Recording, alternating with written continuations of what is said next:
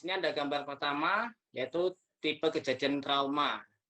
Jadi kita bisa melihat suatu luka ataupun cedera dari korban dengan melihat kejadian traumanya. Kasus medis adalah kasus yang diderita oleh seseorang tanpa ada riwayat roda paksa.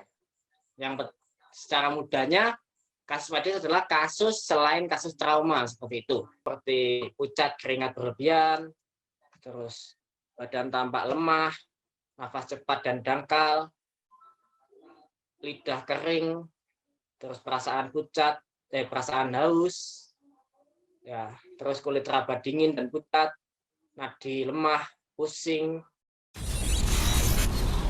Audio Jungle. Assalamualaikum warahmatullahi wabarakatuh. Waalaikumsalam warahmatullahi wabarakatuh.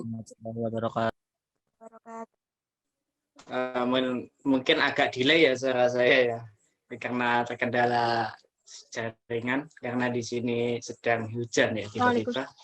Ya karena ini rahmat ya, jadi jangan kita sesali. Oke. Sebelumnya yang terhormat kepada Mas Rias selaku Ketua KSR UIN Sayyid Ali Rahmatullah Tulungagung atau UIN 1. Yang saya hormati pula Mas Wildan selaku pemateri pertama mengenai prinsip dasar PP yang berasal dari KSR unit UIN Kiai Haji Ahmad Siddiq atau UIN HAS. Dan juga yang saya hormati Mas Joko selaku moderator dari acara sharing santai ini. Tentunya teman-teman dari Sobat Relawan KSR UIN HAS yang sangat saya banggakan. Oke, mungkin saya sangat tidak asing dan Mas Joko tidak asing dengan saya, ya juga Mas Wildan juga. Kayak tetangga saya, Mas. Ya itu. Ya, mungkin Mas Joko buka jendela aja udah lihat rumah saya ya seperti itu. Oke. Ya ini materi yang akan saya sampaikan. Sebelumnya saya ucapkan selamat dulu ya kepada UIN 1 dan UIN HAS ya yang baru saja berubah menjadi, yang mulanya dari IAIN menjadi UIN ya. Dan kedua-keduanya ini hampir bersamaan. Ya, saya ucapkan selamat ya, atas prestasi dari institusinya seperti itu. Dan tentunya pasti akan semakin maju lagi karena kenaikan tingkat dari universitas dan kapasitas dari teman-teman relawan ini pasti akan lebih baik juga seperti itu. Oke, langsung saja ini saya akan share screen mengenai materi yang saya bawakan.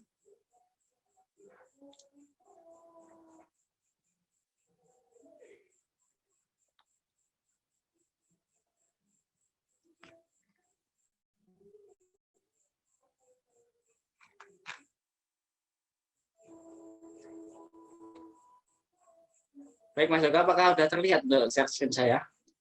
Sudah terlihat dengan jelas. Oke. Nah, materi selanjutnya ya, lanjutan dari prinsip dasar tadi, ya kita akan mengenal mengenai emergency first aid for trauma and medical case, atau pertolongan pertama kedaruratan untuk kasus trauma dan kasus medis. Nah, tadi sudah dipaparkan oleh Mas Joko mengenai kurikulum vitae saya. Ini sekilas kurikulum vitae saya ya. Nama saya Muhammad Syabri Zuri. Biasa dipanggil oleh teman-teman itu Udin atau Zuri atau Kak Say. Ya, sayang juga boleh ya. Terserah teman-teman aja di sini. Oke, untuk alamat seperti yang sudah disampaikan tadi, dan hobi saya adalah berpetualang dan mendaki. Ini pengalaman dan aktivitas saya di KSR.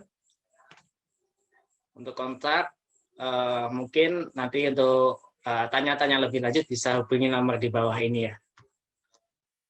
Oke, langsung saja ya. Karena ini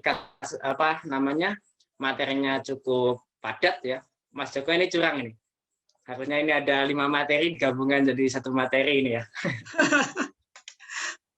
Soalnya orang Indonesia itu nggak siap untuk banyak-banyak itu. Yang penting sekarang ringkas, padat, dan tepat ini.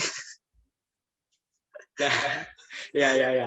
Ya, ini ada gabungan dari biomekanika trauma, terus ada kasus cedera otot rangka dan alat gerak, terus ada kedaruratan medis juga.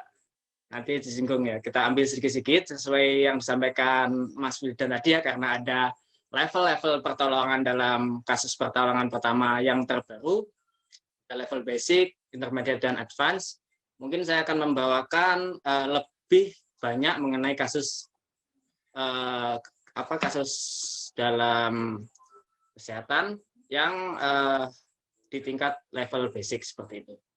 Oke, langsung saja, mungkin nanti untuk sharing-sharing akan lebih banyak di akhir saja ya. Oke, yang pertama ada kasus trauma. Nah, kasus trauma ini merupakan kasus yang disebabkan karena adanya ruda paksa atau memiliki tanda-tanda yang tidak jelas, teraba yang dapat disertai dengan gangguan kesadaran dan sejenisnya. Biasanya disertai dengan shock. Nah, seperti itu. Ataupun gangguan psikis. Ya. Ini kasus trauma ini sangat mudah dikenali ya, karena lukanya itu terlihat ya, terlihat jelas, tidak samar-samar seperti dia yang saat ini terlihat samar seperti itu. Ini sebagai penolong sangat mudah dikenali. Oke, untuk kasus trauma, tentunya dalam mengenali kasus trauma ada namanya biomekanika trauma. Nah, biomekanika trauma ini adalah ilmu yang mempelajari mengenai kejadian atau cedera pada suatu jenis kekerasan atau kecelakaan dengan menggunakan prinsip-prinsip mekanika yang dipakai. Nah, ini dapat digunakan dalam penyusunan konsep, analisis, desain, dan pengembangan peralatan juga dalam biologi maupun kedokteran. Oke, biomekanika trauma ini contohnya seperti ini. Di sini ada gambar pertama, yaitu tipe kejadian trauma. Jadi kita bisa melihat suatu luka ataupun cedera dari korban dengan melihat kejadian traumanya. Apakah ini contohkan dalam kecelakaan. Karena ada benturan, kita bisa memprediksi bagaimana tingkat keparahannya karena kejadian trauma tersebut. Yang kedua, ada intensitas energi. Semakin tinggi energi yang ditimbulkan, maka akan semakin parah juga cedera yang dialami. Ya, ini secara logika dan ilmu prediksi kita ya. Namun kalau kita membahas tentang ilmu ketuhanan, nah ini udah di luar dari kasus kita ya. Namun secara umum karena energi yang sangat tinggi, kemungkinan besar momentum yang ditimbulkan juga sangat besar. Dan cedera yang dialami pun akan semakin parah seperti itu. Seperti hukum aksi reaksi Newton ya. Aksinya semakin besar, maka reaksinya juga akan semakin besar. Yang ketiga ada jenis benturan. Nah, benturannya ini benturan benda keras ataupun kuantitas dari benturan itu sendiri. Jika semakin besar benturan, semakin keras benturan yang membentur korban, maka akan semakin parah juga luka yang ditimbulkan.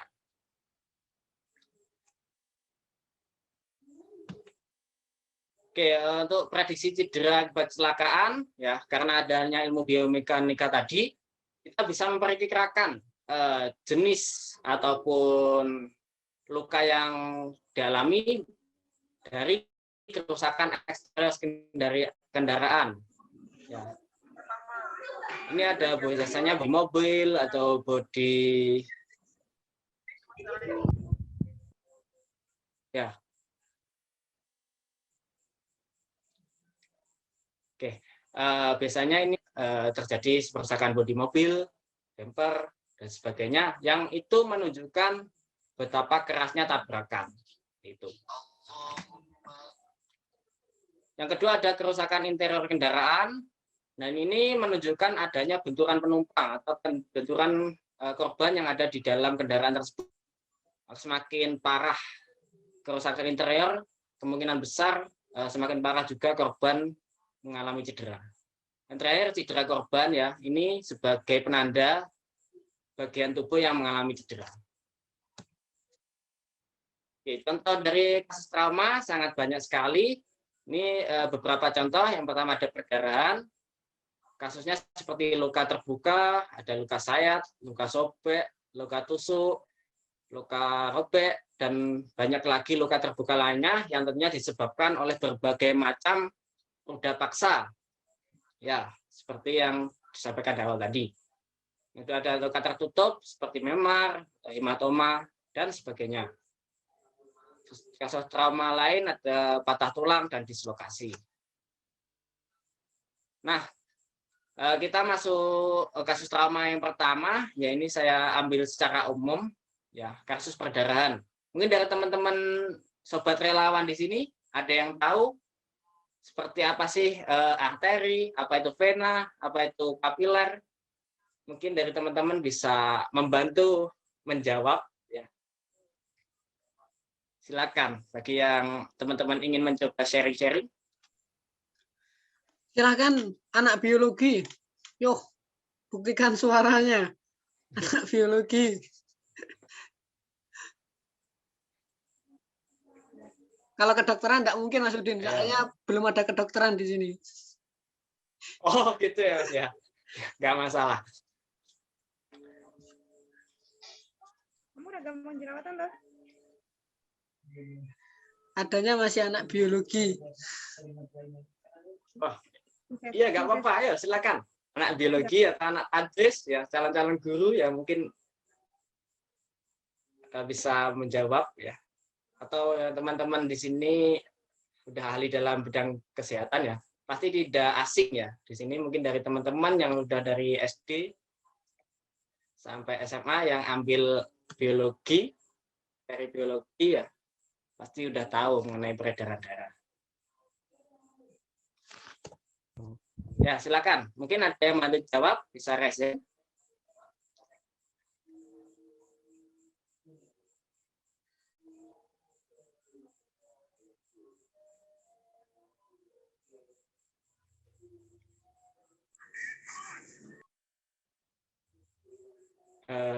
Ada atau tidak dari sobat relawan di sini?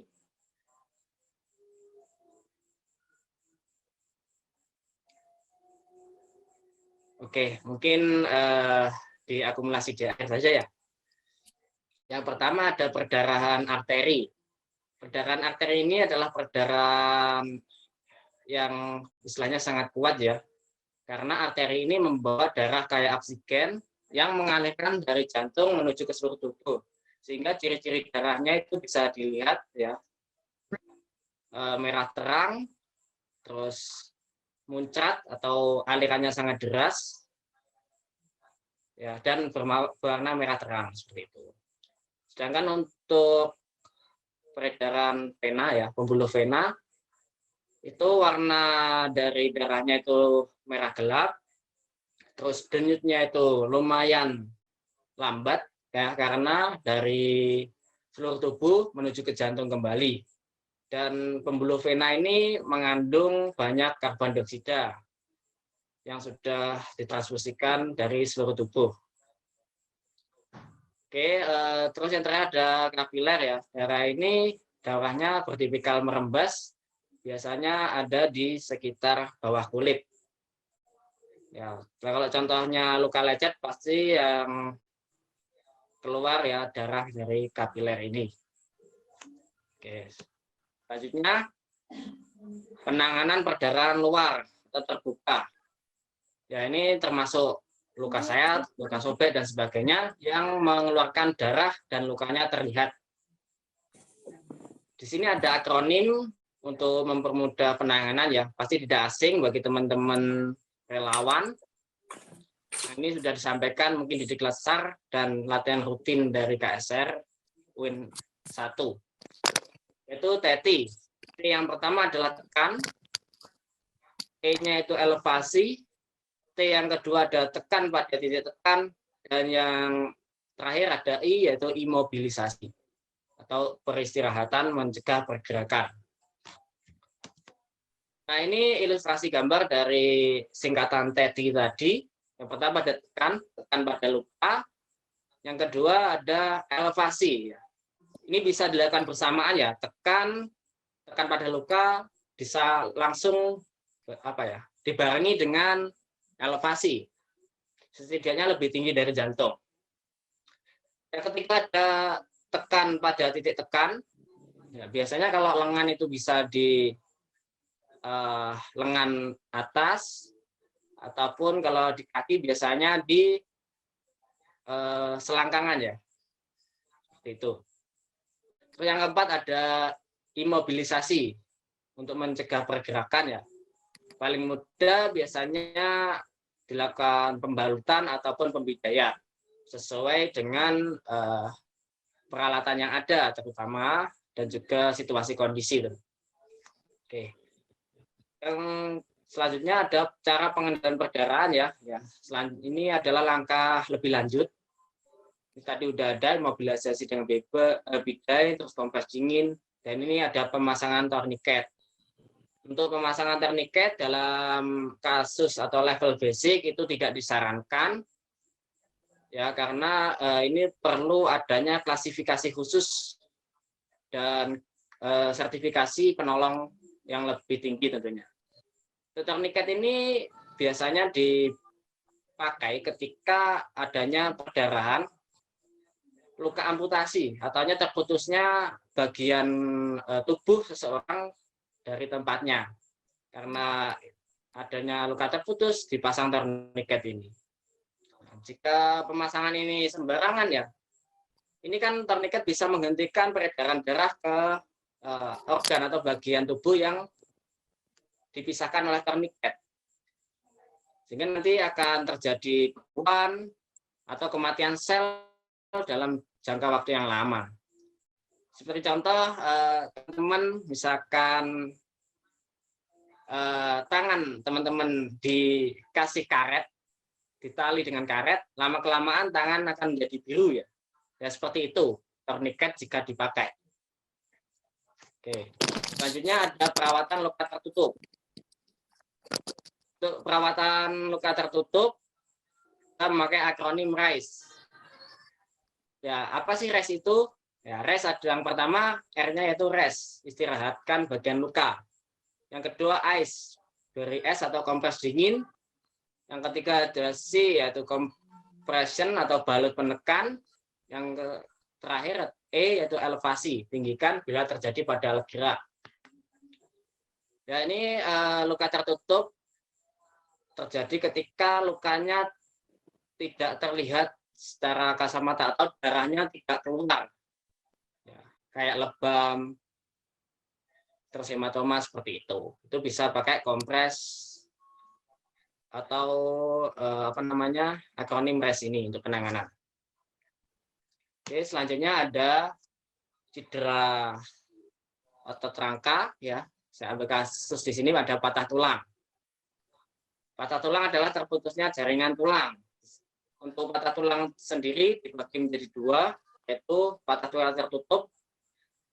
Bagian tulang yang patah tidak berhubungan dengan udara luar. Dengan istilah lain, tulangnya tidak kelihatan. Yang kedua ada patah tulang terbuka, yaitu bagian tulang yang patah berhubungan dengan udara luar. Dengan kata lain, kita bisa melihat tulang yang patah. Atau bisa teman-teman itu kalau latihan tulang mencuat seperti itu. Oke. Ini untuk ilustrasi gambar mengenai fraktur tertutup atau patah tulang tertutup untuk nomor 1 dan nomor 2 fraktur terbuka atau patah tulang terbuka.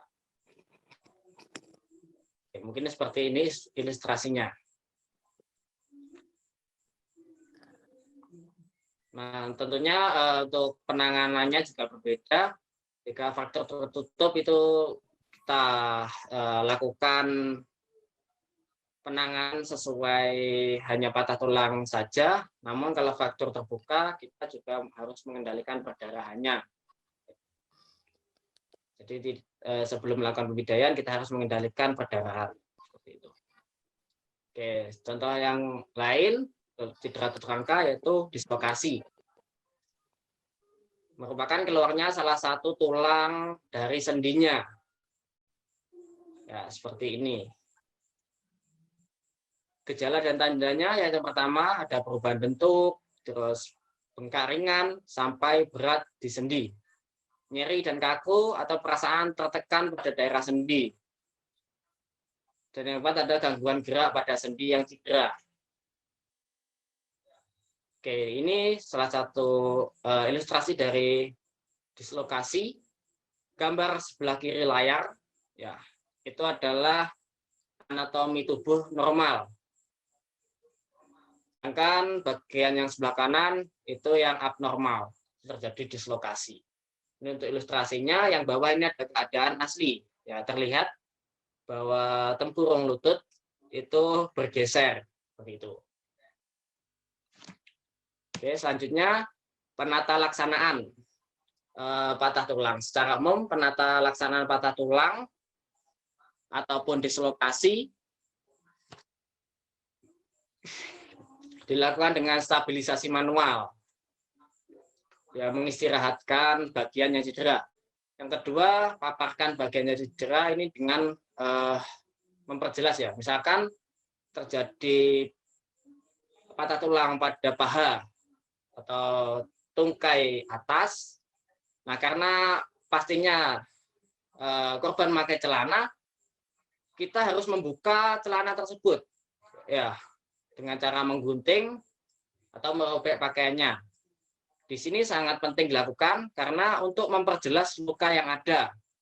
Jika teman-teman berpikiran, wah, bukan, apalagi lawan jenis untuk korbannya, wah, bukan murim, masa saya harus buka-buka seperti itu. Ya, karena di awal di prinsip umum kita sudah terlindungi oleh badan hukum dan secara niat ya kita niatkan untuk menolong ya. Ya, jadi tidak masalah kita harus membuka karena ini demi keselamatan korban seperti itu.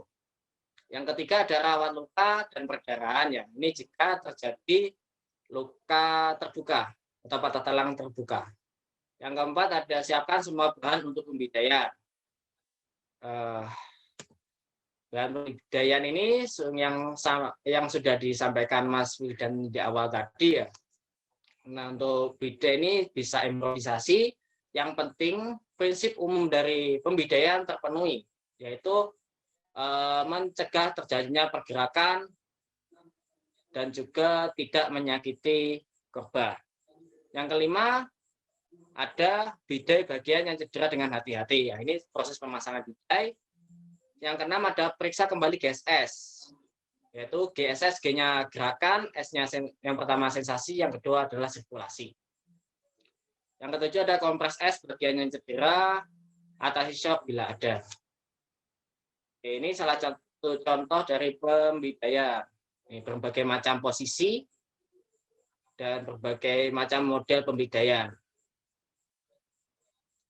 Oke, ini ada contoh di lengan atas, di jari-jari tangan, di lengan bawah, di tungkai atas, tungkai bawah, ada di pergelangan kaki. Selanjutnya, nah itu tadi dari kasus trauma, ya, sedikit mencuplik dari kasus-kasus trauma. Selanjutnya kita masuk ke kasus medis. Sebelum masuk ke kasus medis atau kedaruratan medis, mungkin dari teman-teman ada yang ditanyakan ataupun ingin di-sharingkan atau klarifikasi kok bisa begini seperti itu. Silakan buat teman-teman semuanya yang ingin ditanyakan atau di-sharingkan atau klarifikasi. Banyak hal yang tentu belum pernah kita pelajari secara langsung. Dan saya pun menemuinya pada hari ini, Mas Udin, apa yang jenengan sampaikan.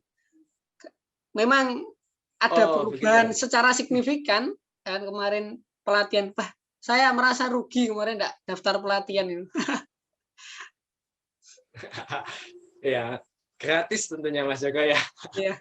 Tapi enggak apa-apa ya, sayang sekali memang dari Kabupaten Tulungagung belum ada perwakilan kemarin ya dari untuk masuk ke tingkat-tingkat yang di atas ya. Mungkin kedepannya dari Tulungagung bisa mewakili ya Mas Joko ya. Mungkin dari teman-teman ada yang di-sharingkan?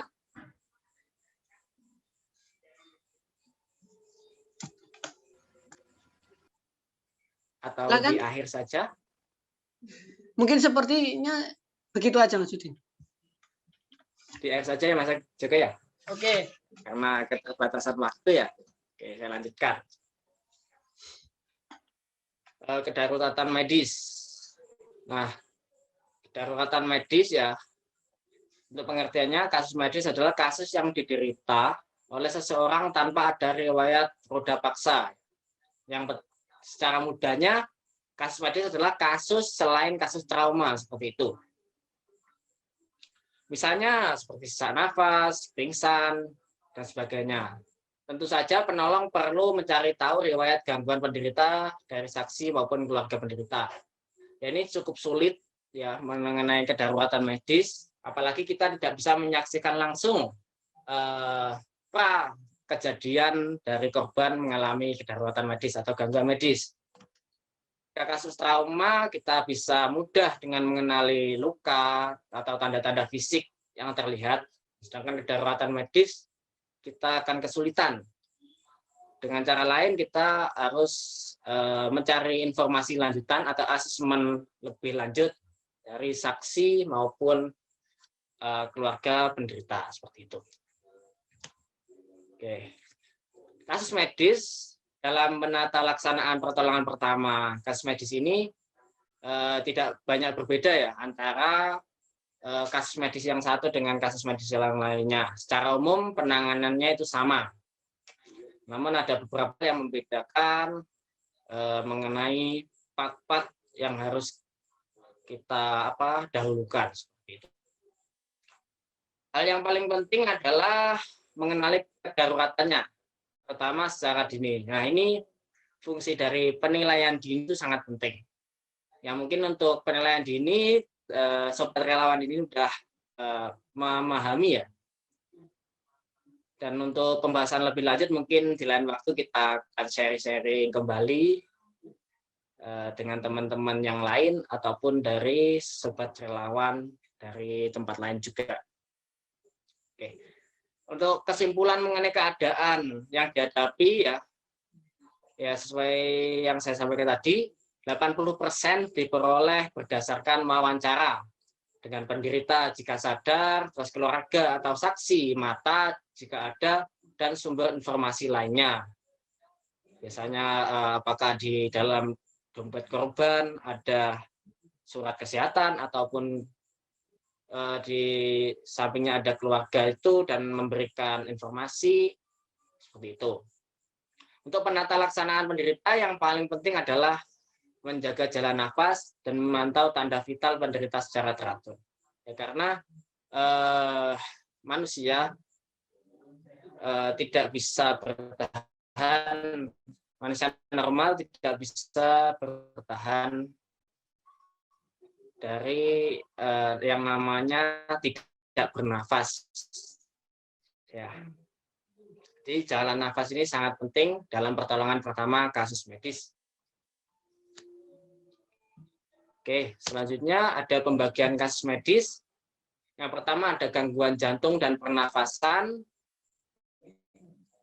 Yang kedua ada gangguan kesadaran atau perubahan. Yang ketiga. Oke, yang pertama untuk gangguan jantung dan pernafasan, yaitu yang pertama ada gangguan jantung. Gangguan jantung ini bisa meliputi gagal jantung ataupun serangan jantung. Namun faktor resiko secara umum sama. Yang pertama yaitu merokok, adanya tekanan darah tinggi, kadar kolesterol, aktivitas fisik yang lainnya. Ya mungkin dari teman-teman di sini yang kebiasaan merokok ya mungkin bisa dikurangi ya karena secara kesehatan kurang direkomendasikan seperti itu. Ataupun mungkin teman-teman mengonsumsi minuman beralkohol ataupun bahan-bahan terlarang ya itu sangat sampai kita pakai karena membahayakan kesehatan seperti itu. Selain dari segi agama itu juga dilarang. Oke, untuk faktor resiko yang kedua yaitu faktor yang tidak dapat diubah seperti faktor gen, faktor etnis atau jenis kelamin dan riwayat penyakit seperti itu. Oke, selain ada faktor risiko, yang itu ada faktor penyulit. Ya. Yang ini faktor penyulit ini adalah faktor yang bisa meningkatkan terjadinya gangguan jantung. Contohnya obesitas, penyakit gula, atau pun stres. Ya. Nah, sebenarnya di kedaruratan medis nanti kita ada pembahasan mengenai penyakit gula, hipoglikemia, dan hiperglikemia. Namun di sini nanti tidak saya cantumkan ya karena terlalu panjang. Mungkin bisa lain waktu kita sharing-sharing kembali. Oke. Kedua ada gejala dan tanda dari gangguan jantung tersebut. Yang pertama ada nyeri dada yang spesifik, seperti ditusuk-tusuk ataupun diremas-remas. Itu. Terus nyeri berkembang beberapa menit dengan permulaan yang tiba-tiba. Itu namanya serangan jantung. Ya biasanya terjadi secara tiba-tiba karena shock dan sebagainya. Yang ketiga ada penderita akan memegang dadanya dengan sedikit membungkuk. Nah ini tanda yang biasanya dikenali oleh penolong untuk mengidentifikasi terjadinya serangan jantung ini atau gangguan jantung. Yang keempat, seringkali tidak respon, adanya henti nafas, dan denyut nadi tidak teraba. Oke. Penata laksanaan dari gangguan jantung ini, yang pertama, ya kebanyakan kasus, sebagai informasi saja, kebanyakan kasus serangan jantung 70% terjadi di luar fasilitas kesehatan atau di luar rumah sakit. Sehingga kita sebagai penolong, khususnya penolong first aid ya, penolong pertama, sangat penting dalam memahami tata laksana dalam penanganan kasus-kasus seperti ini. Nah, yang sangat sering terjadi jika penderita tidak respon, ya dengan kita memeriksa nadi dan nafas, jika tidak ada, maka kita harus melakukan CPR atau cardiopulmonary resuscitation, atau yang sering disebut RJP, resusitasi jantung paru. Ya, mungkin sekarang PMI lebih familiar menyebutnya dengan CPR ya. Ini sama saja, cuma bahasa Inggris saja. Namun untuk penanganan lebih lanjut, seperti yang disampaikan Mas Wildan tadi, untuk peralatan PP kategori 2, ada yang namanya AED, Automated External Defibrillation. Ya, itu juga perlengkapan penunjang setelah kita melakukan CPR dan bantuan datang, khususnya di ambulan pasti dilakukan AED, ya dengan alat. Kalau kita di tempat umum, biasanya bisa kita temui di stasiun, bandara, dan fasilitas-fasilitas umum yang besar. Di situ ada kotak AED, dan di situ ada alarm. Jika kita membuka AED itu, maka alarm berbunyi sebagai tanda sekitar alat AED itu ada orang yang terjadi gangguan jantung. Karena alatnya sangat mahal, jadi ya relatif mahal sih. Jadi tidak semua relawan mempunyai alat itu. Oke, yang kedua ada tenangkan penderita dan istirahatkan. Yang ketiga ada pastikan jalan nafas terbuka. Ya jika ada sumbatan, entah itu makanan ataupun benda-benda lain yang menimbulkan jalan nafas tertutup harus dihilangkan. Yang keempat ada istilah jangan diberi makan atau minum. Nah, ini yang masyarakat awam sangat kebanyakan salah terjadi penanganan. Misalnya orang shock ataupun gagal jantung seperti ini diberi minum, kasih minum dan sebagainya. Apalagi pemberian minum dengan meminumkan, bukan minum sendiri oleh penderita. Yang itu sangat berbahaya sekali ya jika minum ini diberikan tanpa kesadaran dari penderita. Ditakutkan saat kita memberikan minum yang terbuka itu bukan jalan kerongkongan, namun tenggorokan yang terbuka. Nah, sehingga air akan masuk ke jalur pernafasan yang membuat penderita akan tersedak dan mungkin akan memperparah terjadinya dihidrat. Oke, yang selanjutnya ada posisikan senyaman mungkin, terus longgarkan pakaian yang mengikat, ya ini untuk meningkatkan sirkulasi. Nah, jika memiliki obat yang dikonsumsi secara rutin supaya diminumkan jika sadar. Yang terakhir ya harus dirujuk ke fasilitas kesehatan. Ditakutkan ada gejala selanjutnya. Oke. Yang kedua ada gangguan pernafasan.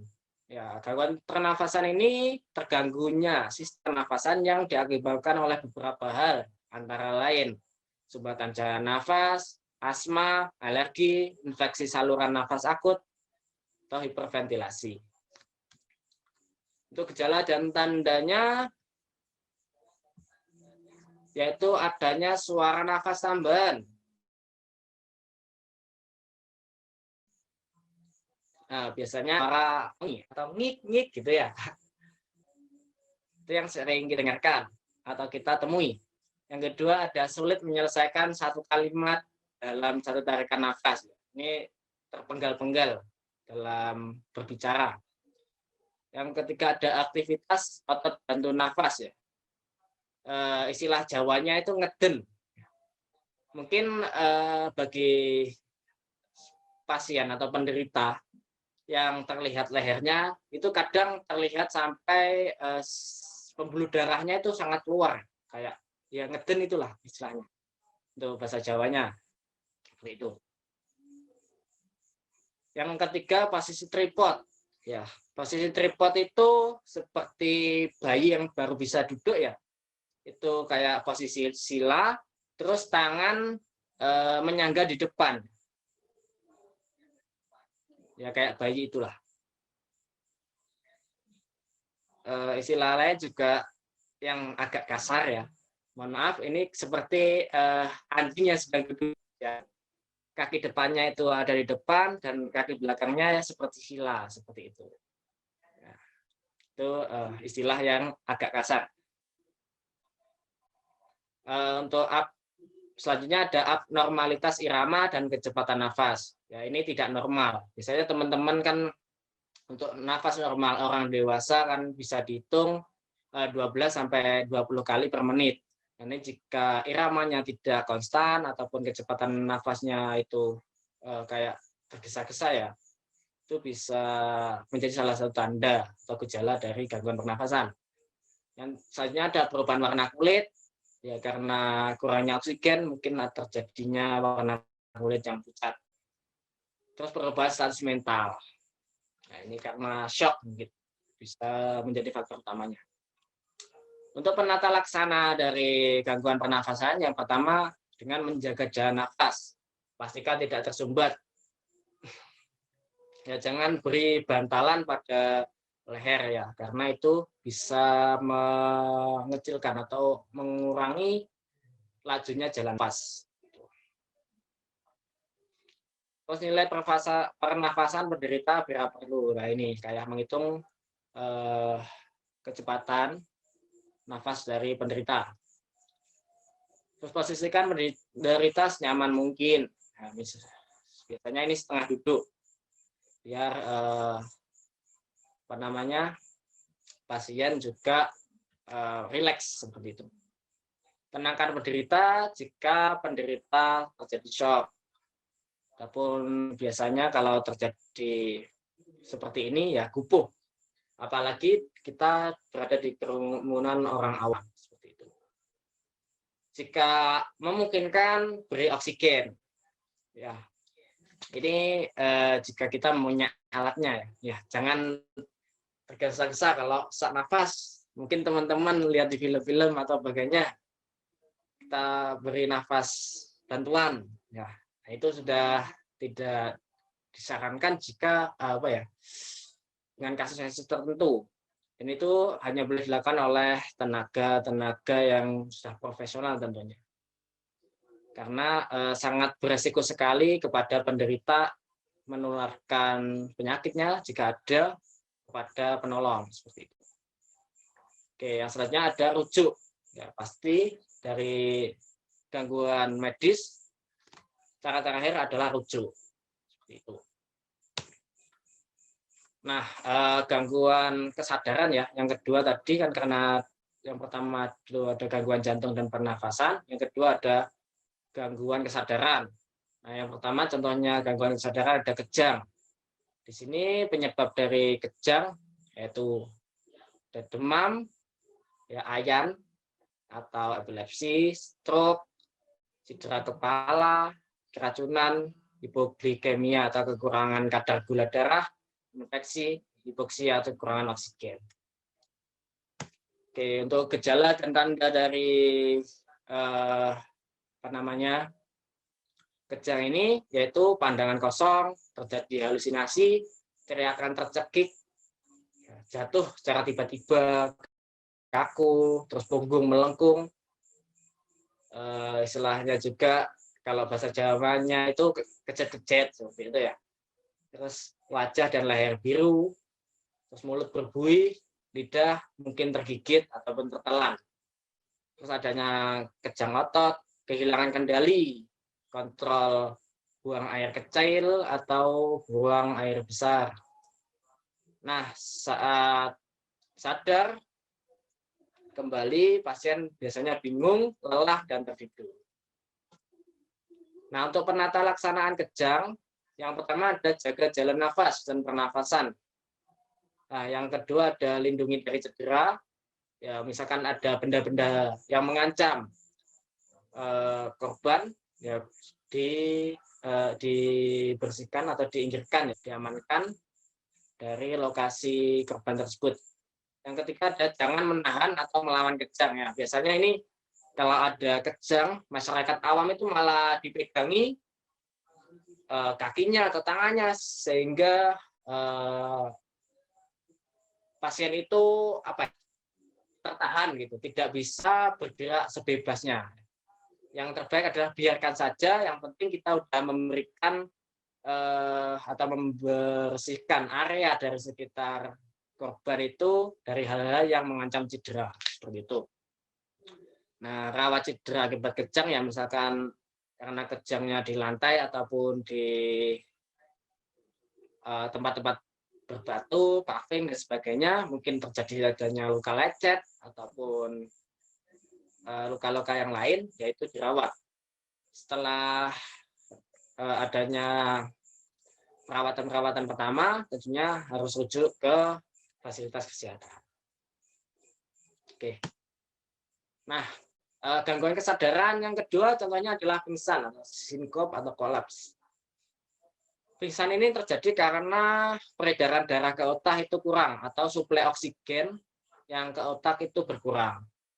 Penyebabnya biasanya yaitu emosi yang berlebihan, ya terlalu marah-marah, mungkin karena putus cinta, emosi ya teman-teman, itu bisa pingsan. Nah, itu mungkin sekali terjadi. Ya, emosi ini bisa marah, terlalu sedih yang berlebihan, terlalu senang berlebihan bahkan, ya itu tidak baik.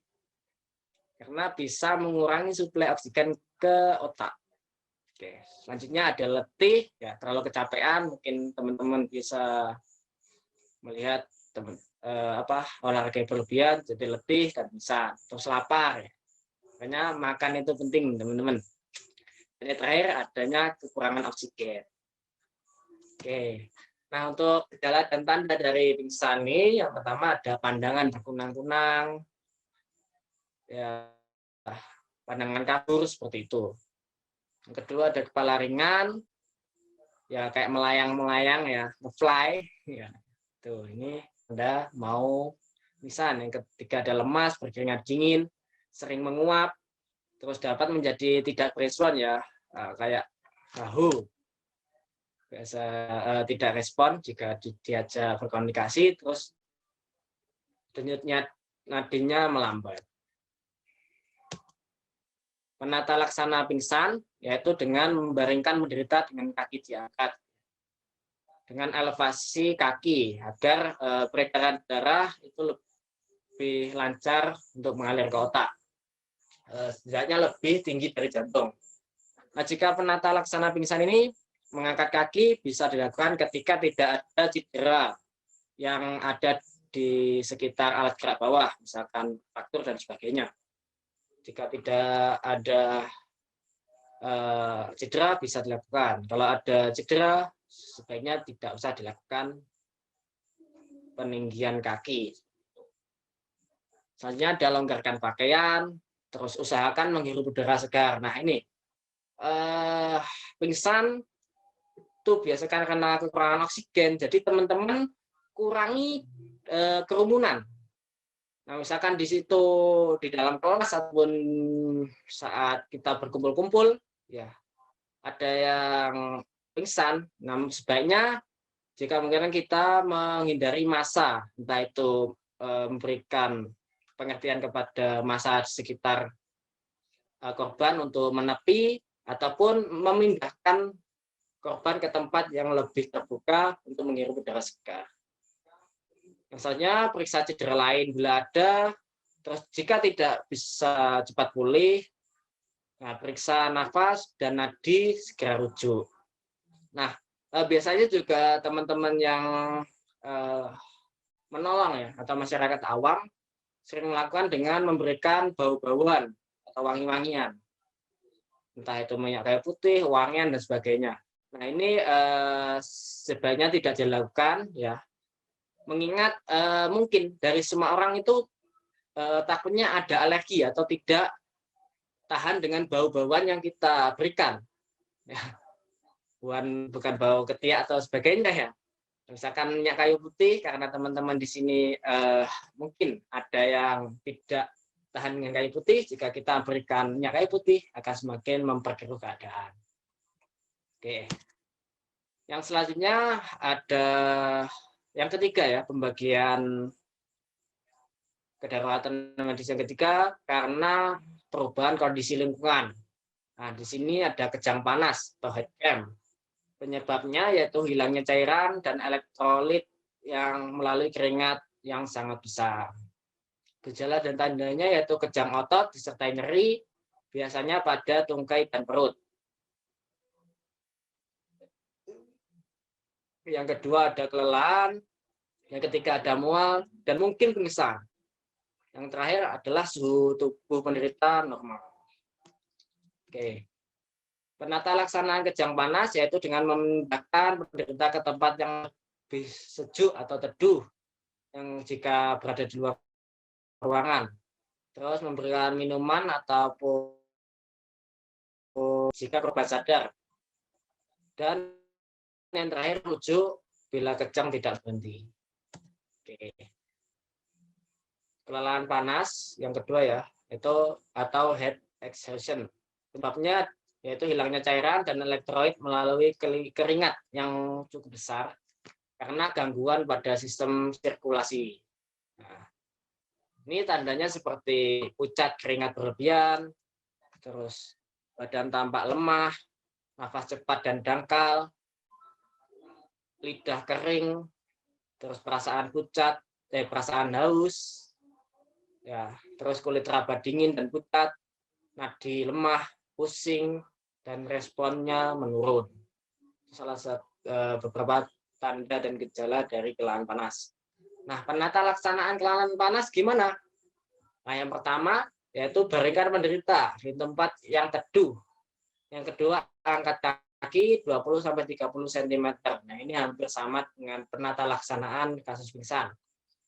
Artinya sama untuk mensuplai oksigen ke otak.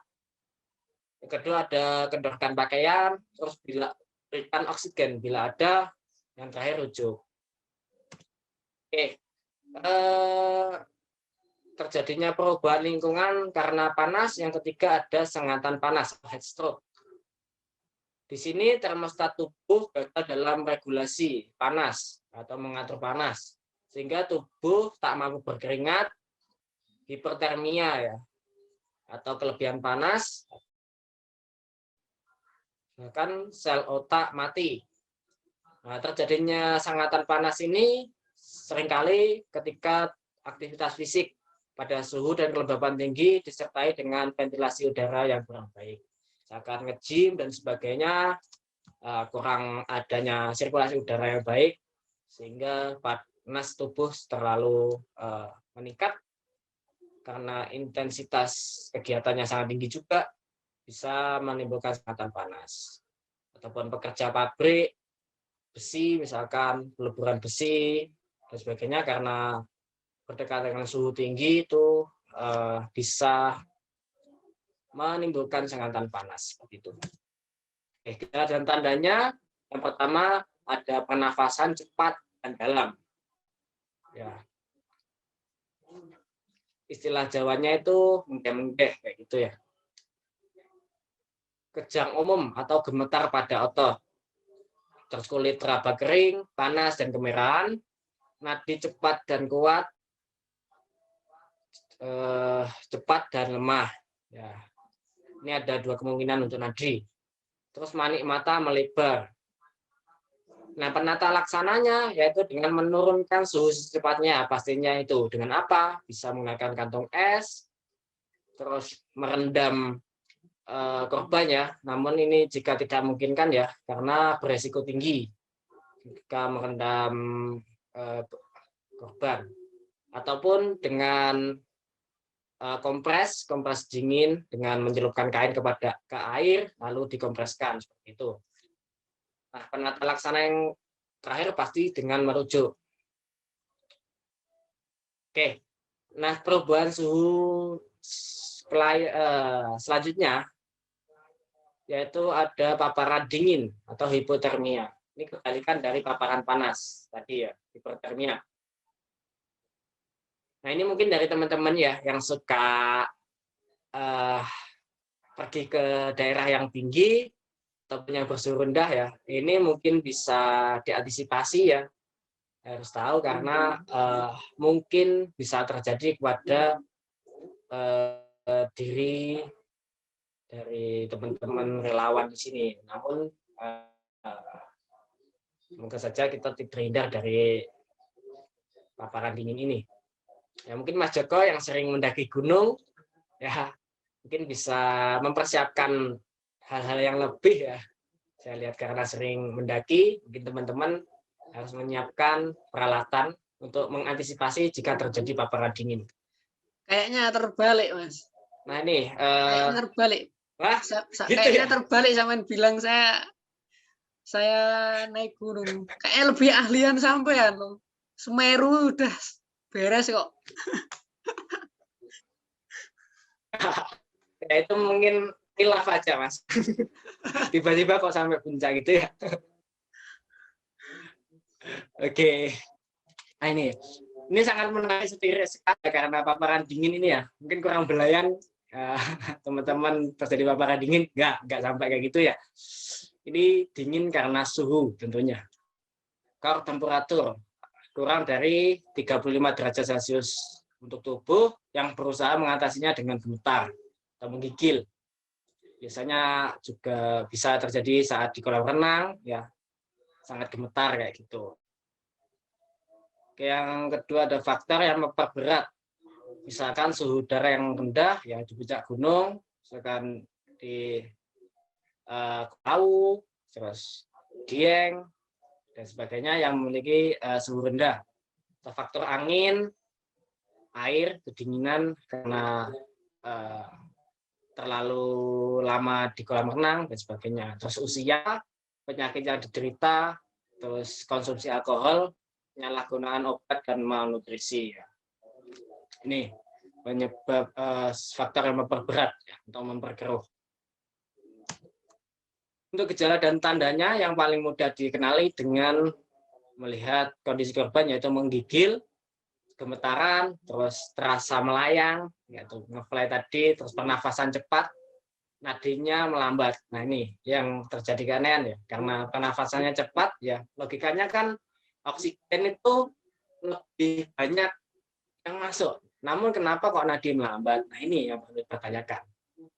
Terus gangguan penglihatan, mungkin kabur dan sebagainya. Terus reaksi mata yang lambat. Oke, mungkin bisa teman-teman ngeceknya dengan apa?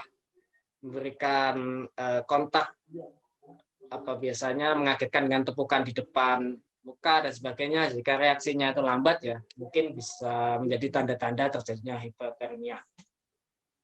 Nah ini dalam penata laksanaan hipotermia yang pertama yaitu penilaian dan pemeriksaan dini. Yang kedua ada pindahkan dari suhu yang dingin. Yang misalkan ini memungkinkan ya kita pindahkan. Kalau kita dalam alam bebas atau mendaki atau sebagainya ya segera masuk ke dalam tenda jika di luar. Nah, jika ada sumber api, misalkan ada api unggun, nah pindahkan ke tempat itu agar suhu lebih cepat kembali ke normal. Yang ketiga, jaga jalan nafas, terus beri oksigen bila perlu. Nah, ganti pakaian yang basah. Nah, misalkan kena hujan dan sebagainya, pakaian basah ganti dengan pakaian yang kering. Terus selimuti jika ada. Terus bila sadar beri minuman hangat. Tentunya biar penderita sendiri yang minum, jangan diminumkan ya. Ya mungkin sosis soitan, biar aku yang minumin. Nah itu justru malah memperkeruh keadaan. Pantau tanda vital secara berkala, nafas, nadi, suhu jika bisa mempunyai termometer dan sebagainya. Dan yang terakhir rujuk. Nah ini yang menarik dari penata laksanaan hipotermia ini ya, mungkin masyarakat awam bahkan kita pernah mendengar kabar ya bagi pecinta gunung atau pendakian ya, karena itu salah satu hobi saya juga. Saya pernah mendengar dari review-review di YouTube itu ada temennya ya rombongan itu terjadi hipotermia pada teman perempuannya. Nah di sini ironisnya ya ada teman yang menyarankan untuk melakukan penanganan hipotermia dengan menyetubuhi temannya itu. Wah itu sangat apa ya istilahnya sangat jangan sampai kita lakukan ya karena itu udah tidak ada dasarnya dan itu apa ya melanggar etika kita sebagai manusia yang beradab seperti itu. Nah itu ironisnya dengan rombongan itu salah satu teman laki-lakinya suruh menyetubuhi teman perempuan yang terjadi hipotermia ya. Itu sangat jangan sampai kita lakukan. Itu mungkin kayaknya teman-teman terencana yang Mas. melihat review Zawin Nur wah daya itulah itu penata laksanaan nafsu atau penata laksanaan menyelamatkan korban. Nah ini yang perlu dipertanyakan ya. Bahkan ya kita untuk penata laksanaan hipotermia ini kontak fisik ataupun kontak fisik kulit secara langsung itu adalah cara terakhir. Jadi hipotermia ini dilakukan dengan pemberian hal-hal yang istilahnya eksternal.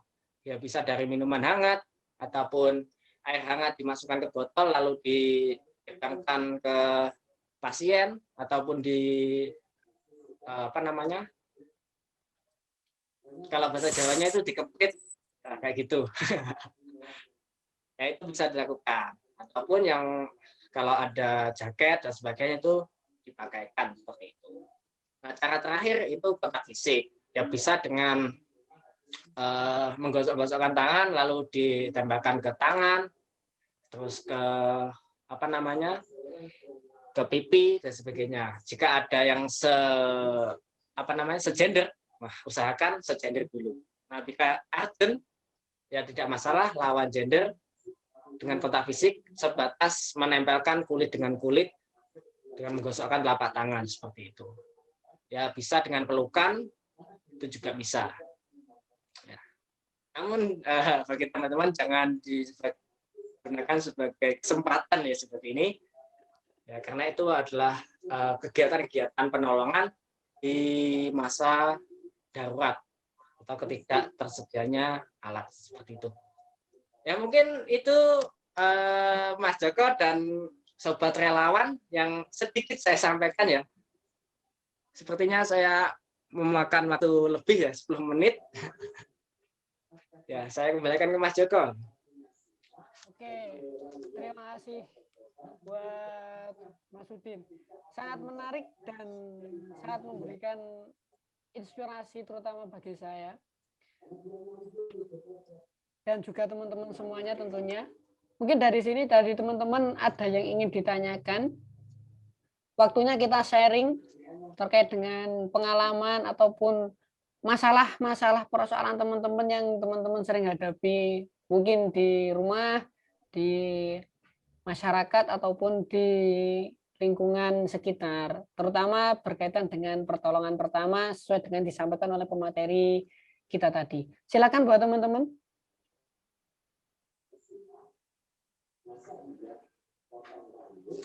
Silakan yang mau bertanya. Silakan raise hand.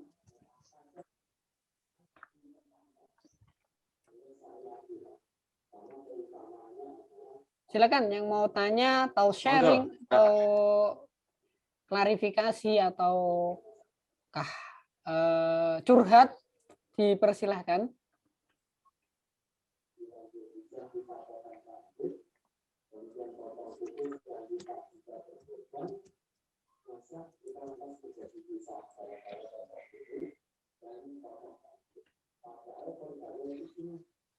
Ya mungkin teman-teman di sini punya pengalaman ataupun hal yang pernah dilihat ya. Dari teman-teman pastinya banyak pengalaman ya. Kita sharing-sharing, mungkin ini menjadi ilmu saya, bisa meningkatkan pengalaman juga mungkin dari cerita-cerita. Ya. Monggo. Oke. Mungkin saya sedikit ingin menanyakan hal yang menggelitik Mas Udin ya, hal-hal yang sering terjadi terutama ya. Ini yang sering dulu kita pelajari, tentu teman-teman semuanya. Ini berkaitan dengan kasus trauma dan kasus medis. Nah, ketika ada kecelakaan dan mengakibatkan dia pingsan, nah tersebut bisa dikategorikan sebagai kasus trauma atau kasus medis, ataukah kedua-duanya, kasus kedua-keduanya. Dia juga mengalami ruda paksa dan dia juga mengalami pingsan. Kedua-dua halnya adalah dua kasus yang ada dalam pertolongan pertama ini. Itu diklasifikasikan sebagai kasus trauma ataukah medis ataukah kasus dua-duanya. Ini yang sering terjadi kalau kita ikut lomba gitu kan. Bagaimana kronologi kejadiannya kan? Korban mengalami jatuh, pingsan dan seterusnya. Habis itu kan juri menanyakan kasus apa ya? Pasti dalam situasi seperti itu kita pasti menyebutnya kasus trauma. Bagaimanapun ketika kita lomba pasti menyebutnya adalah kasus trauma. Beda lagi kalau kita melakukan pertolongan di tempat umum ataupun langsung, terus tidak ada yang tanya, tolong aja gitu. Itu masuk dalam kasus apa ya, Mas? Baik, Mas Joko. Ya, ini sangat menarik sekali ya. Menurut pengetahuan saya sementara ini ada kedua kemungkinan. Bisa saja kasus trauma ataupun kasus trauma dan medis. Namun yang jika kronologinya seperti yang sampaikan Mas Joko ya, kayak kecelakaan dan sebagainya ya, itu kita lihat pingsannya ini karena adanya ruda paksa tadi atau tidak. Nah, jika misalkan ada penyebab yang tidak jelas ya, karena kecelakaan langsung pingsan, nah itu karena adanya penyebab yang jelas, yang nyata, yang bisa teraba, maka itu bisa dikategorikan sebagai kasus trauma. Karena apa? Pingsan ini bukan sebagai kasus utamanya, namun kasus penyerta karena adanya kasus trauma itu. Nah, beda lagi karena ada gangguan sistem tubuh,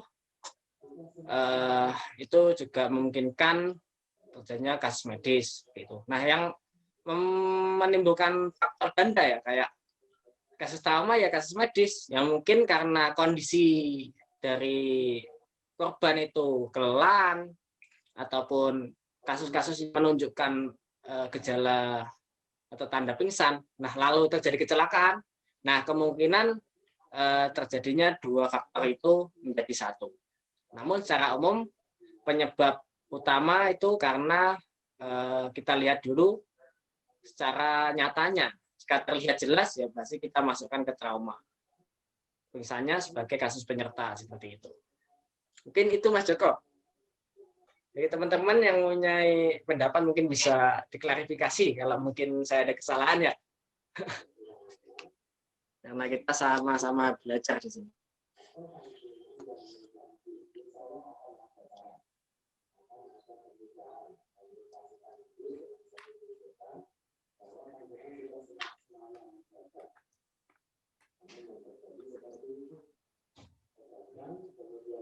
Oke, bisa saya terima.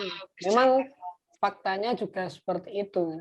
Kadang kita juga ragu apakah dia mengalami kasus trauma ataukah medis. Kalaupun kasus trauma berarti kan fix kita cara penanganannya ya sesuai dengan cara penanganan kasus trauma karena akibat ruda paksa. Beda lagi kalau kasus medis biasanya kan ada orang kecelakaan tiba-tiba jatuh gitu kan. Tiba-tiba jatuh karena apa? Karena serangan jantung. Nah, di sisi lain dia diakibatkan oleh medis dan di sisi lain diperparah karena jatuhnya tadi karena hantaman roda paksa, trauma, ataukah efek yang lain seperti human error ataukah yang lain-lainnya. Beda lagi kalau yang rusak sepedanya, saya enggak tahu itu kasus apa itu. Itu kasus kelalaian. Mungkin dari teman-teman ada yang kasus kerugian material. Mungkin dari teman-teman ada yang ditanyakan atau ingin disampaikan. Monggo, silahkan. Kita habiskan. Ini ada yang resen Mas Joko. Oke, Saya silakan. Dari Mbak Rois.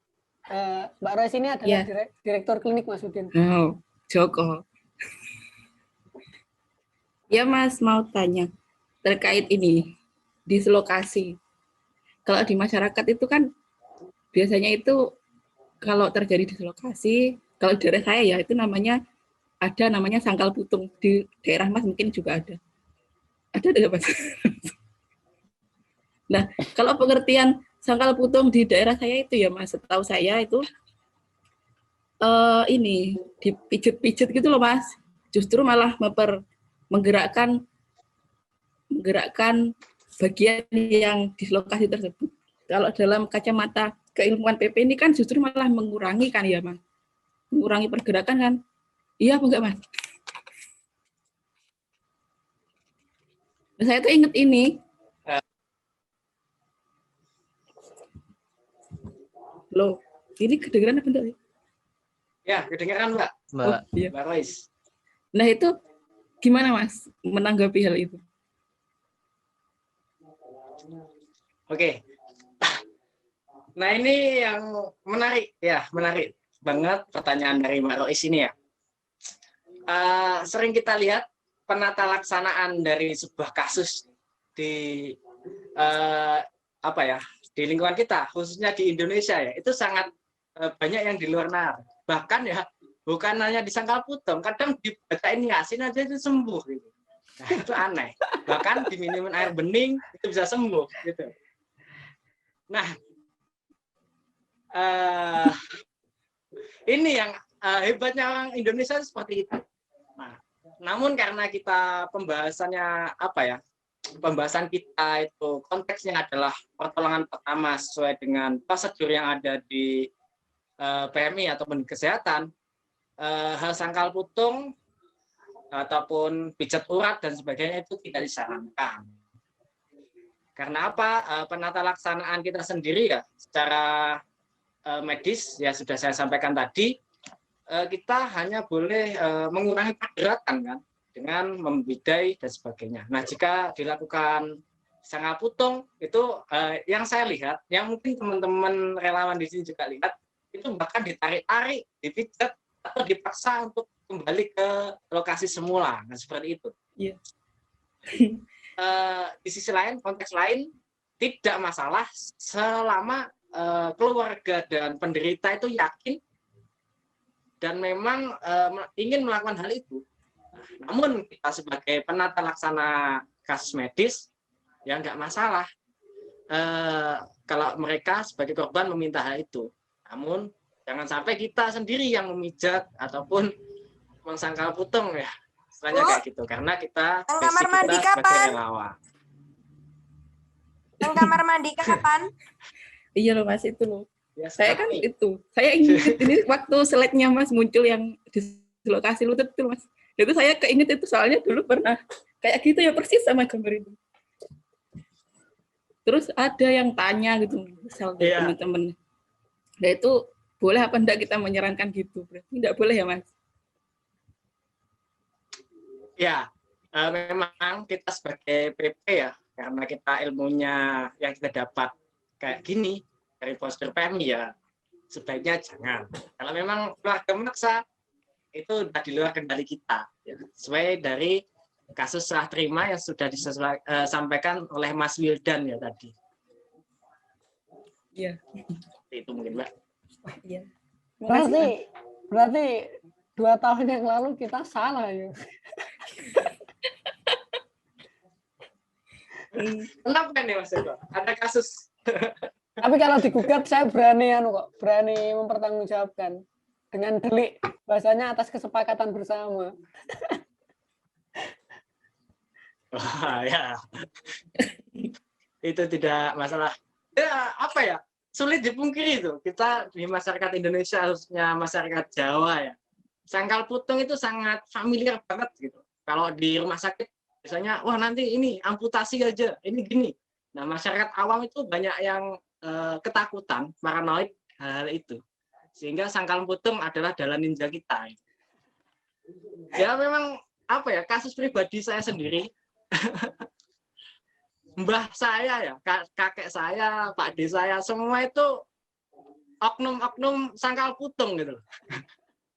Ya, Pak D saya, kedua Pak D saya itu oknum sangkal putung gitu. Mbah saya juga.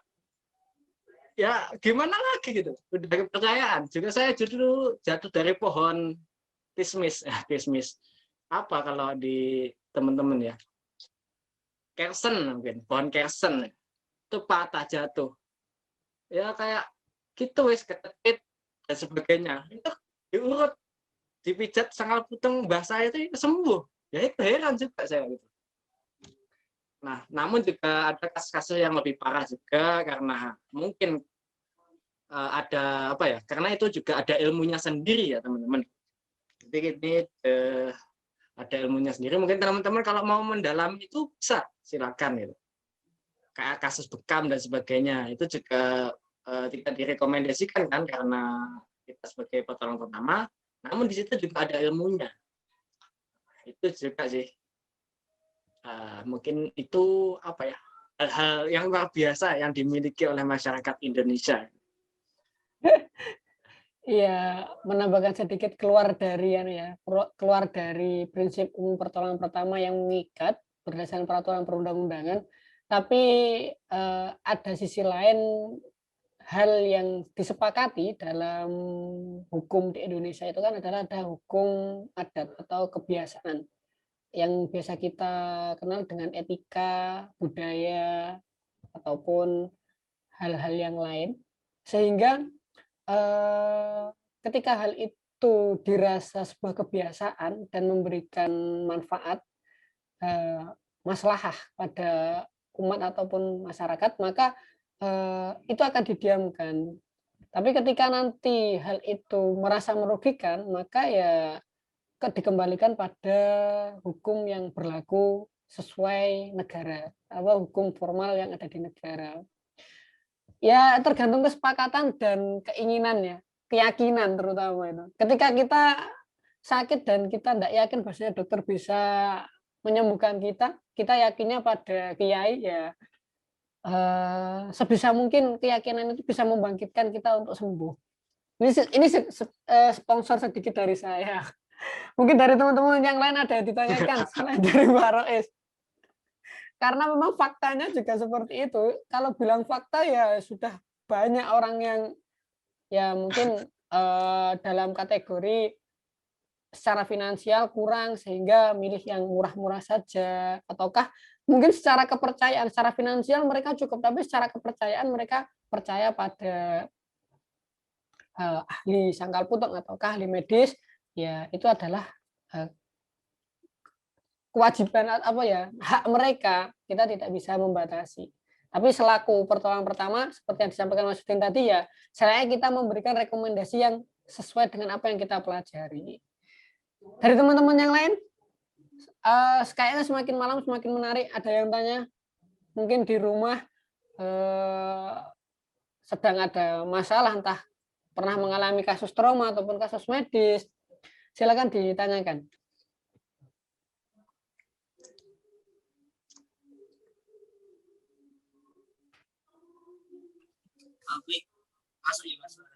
Oke, Mas Rias. Yang menanggapi dari pemateri Mas Udin kan kita masuk ke trauma dan medis. Nah, kasus yang paling banyak kita temui ketika kita bertugas di kampus itu kan. Mohon maaf, Mas Rias. Kurang benar. Iya, mikrofonnya dilepas saja, Mas. Maksudnya headsetnya tidak usah pakai headset. Headset murah itu. Ya kan jelas. Kali angker sapi mungkin. Terkait kasus trauma dan medis kan, ketika kita bertugas di kampus kan banyak kejadian-kejadian yang kadang di luar nalar ataupun di luar pelatihan yang telah kita terima.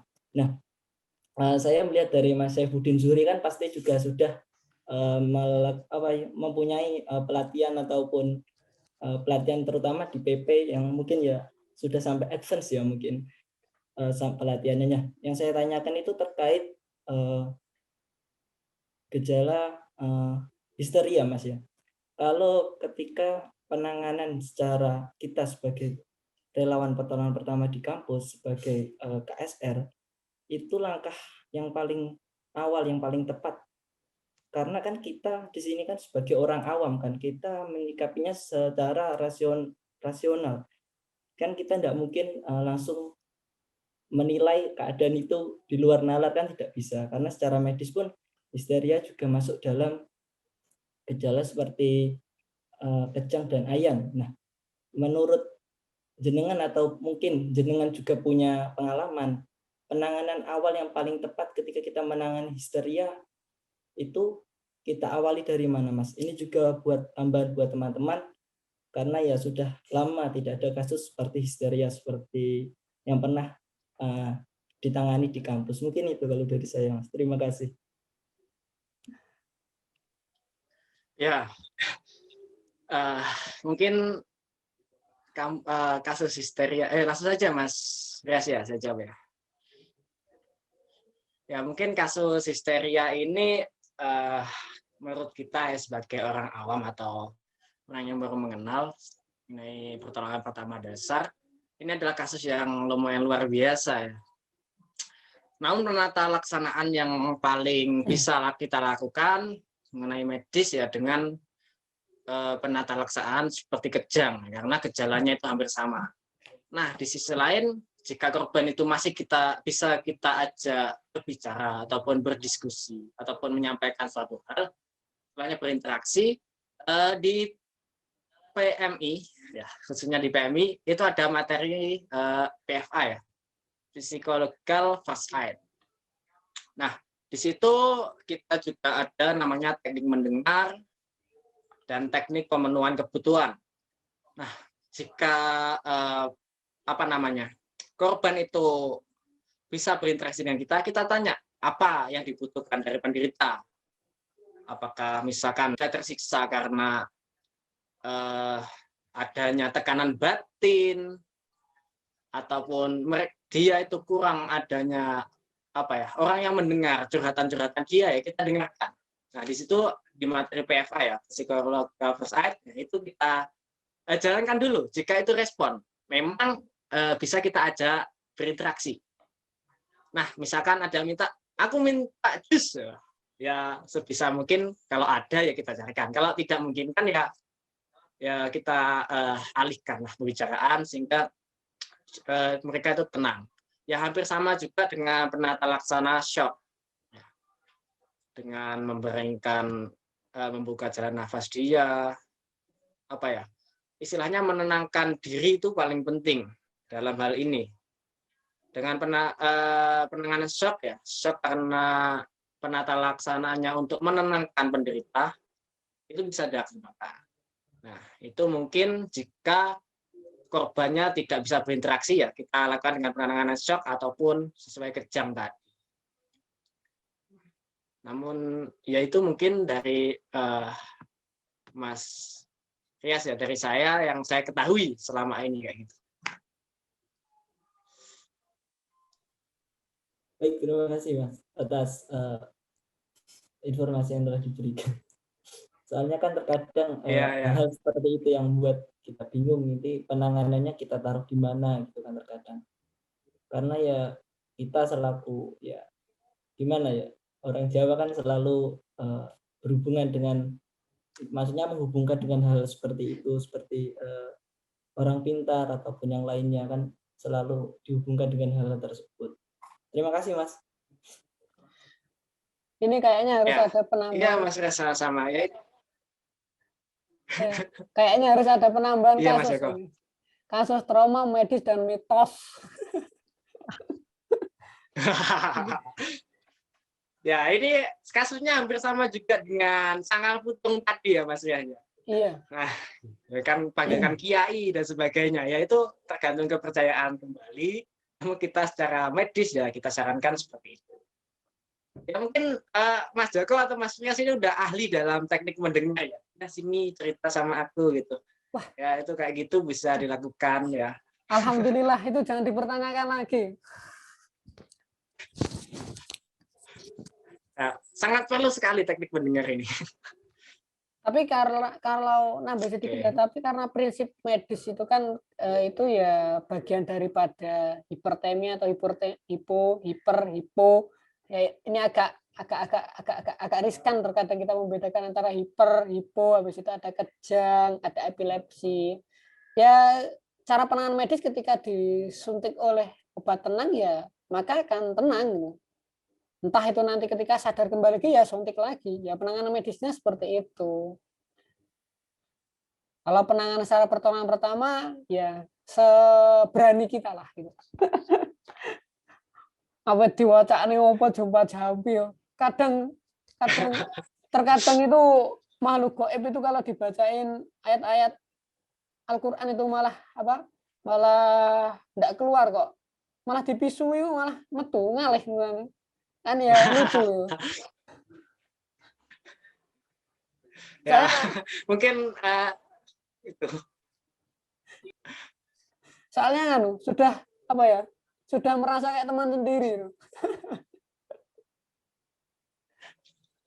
Iya Mas Joko, itu saya juga sering menemukan kasus-kasus kayak gitu. Saya bingung, ini kayak gimana? Mungkin karena notabene-nya kita sebagai orang muslim, apalagi teman-teman di sini juga notabene-nya di institusi yang bergerak di bidang keagamaan Islam ya. Pasti banyak-banyak doa-doa, hizib dan sebagainya atau amalan-amalan tertentu untuk menangani hal ini. Ya mungkin dari teman-teman yang ada di bidang denyutan di kuku dan sebagainya, ya, itu salah satu langkah lain ya. Ilmu itu juga ada ilmunya pasti.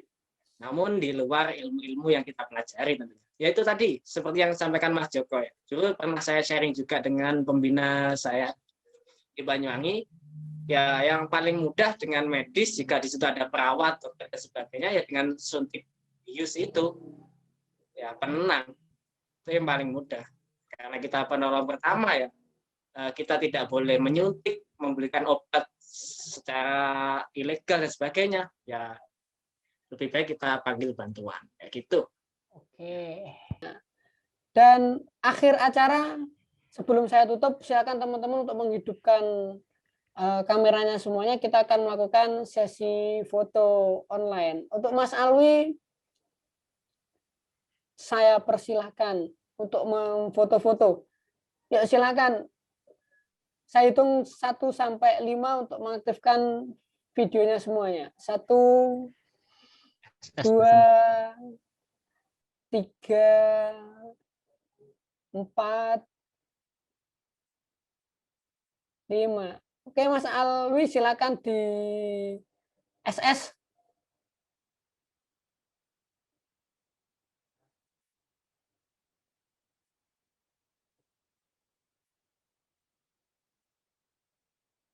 Ampun Mas Alwi. Oke. Terima kasih buat semuanya. Saya harap kita bisa bertemu secepatnya secara langsung, dan di situasi pandemi seperti ini yang bisa kita harapkan adalah kita bisa sehat dan kita bisa berjuang untuk melawan pandemi COVID-19 agar pandemi cepat berakhir. Tetap jaga imun, jaga iman, dan jaga hati. Sekian dari saya, kurang lebihnya mohon maaf. Wabillahi taufiq wal hidayah. Wassalamualaikum warahmatullahi wabarakatuh.